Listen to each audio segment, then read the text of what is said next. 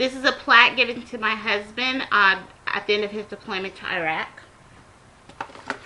This is a picture of my brother and I in Coney Island visiting our grandmother.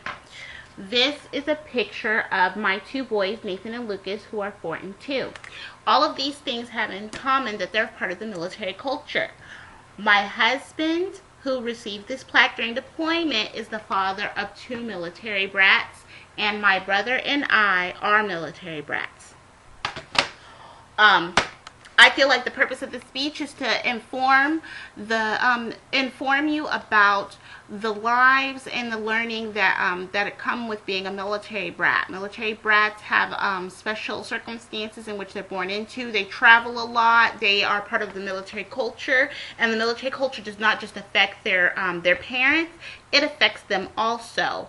You know, while they know that their parents are learning the values of the military, so are the children. My research took me to finding some very interesting books on the subject, such as According to My Passport, I'm Coming Home. This is done by the United States government. The government has been doing intense research into the effects of traveling and the military lifestyle on children. Also, another book that I found was called Third Culture Kids Returning to Their Passport Country. This is actually a term that was coined during the 1940s for children who are part of the military lifestyle and who travel frequently. And then I also found another book called Military Brats: Legacies of Childhood Inside the Fortress. This is a detailed account from 80 children about their military children, about their lifestyles as military brats and then after military brats. There are 3 things that I'm going to be talking about: the military culture, third culture kids, and issues of military children. The military culture is very involved with values and classism. These are the 2 big things that affect military children. Values, because the values of the military parent are passed on to the child from the get-go, such as respect for your country and respect for those that are over you, and tact. You learn to be tactful around those that are high-ranking. You learn to be respectful of the job that is done in the military, and you learn to be respectful of the flag. As I was growing up, we learned to place our hands over our hearts during the national anthem that would be said during the movie theater. And my own children, 4 and 2, are learning this now. At 4 and 2 years old, when they go to the movie theater and they hear the national anthem playing, they will stand up and put their hands over their hearts as the song is playing, and then they will sit down.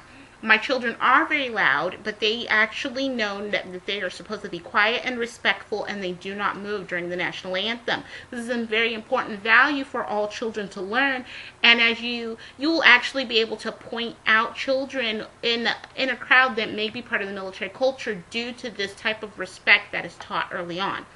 Classism for the military involves the ranking system.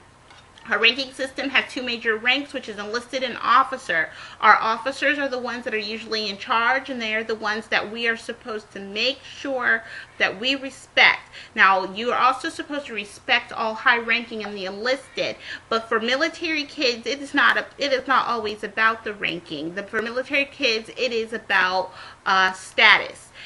The officers' children are the ones that are rich. They are the ones that get the special privileges. They're the ones that have nice stuff. And this is because military housing is divided into a classist way. We have the bigger houses are given to the higher enlisted and to the officers. An officer's house is going to be bigger than a senior master sergeant's house, and a senior master sergeant's house is going to be bigger than a E5. And this is just how that we're living. So as they grow up, this is the way that they see classism is used within the military, and this is the lifestyle that they are accustomed to. Anti-racism is very important because for military children, this involves, they are not always involved with the military. They are not used to seeing racism out and out the way somebody would if they were on the outside, because there are so many different people, religions and beliefs inside the military. This is because in 1948, Harry S. Truman abolished the different segregation. Third culture kids, the traits of third culture kids are that they live in a culture outside of their own culture, in another culture. My own children attend a German kindergarten in Germany, and they are part of the German culture, but they are also part of the military culture. They will feel, by the time we leave here next year, they will feel closer to the German culture than they do to their own culture, which they've only been part of for 2 years.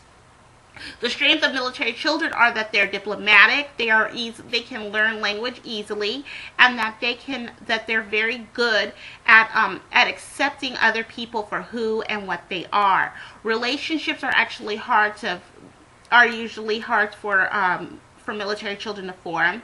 They do not form tight binds. The ones that have the military lifestyle affect the most. They feel like they're going to have to say bye anyway, so there is no use for them to do so.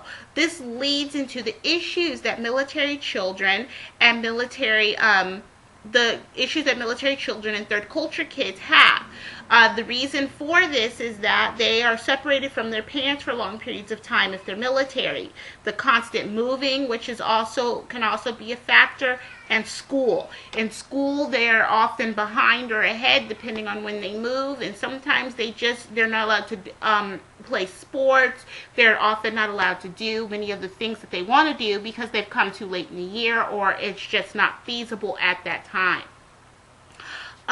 The purpose of this, like I said, the purpose of this speech was to make sure that everybody understood the unique circumstances that military children, military brats, and third culture kids who are business people's children, foreign diplomat children, face when they live outside their culture, or they're just military brats who move around their country a lot.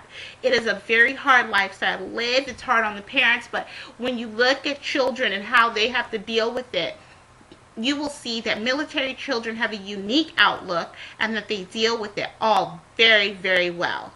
I am very proud of my own children for learning German and understanding German and helping mommy to translate.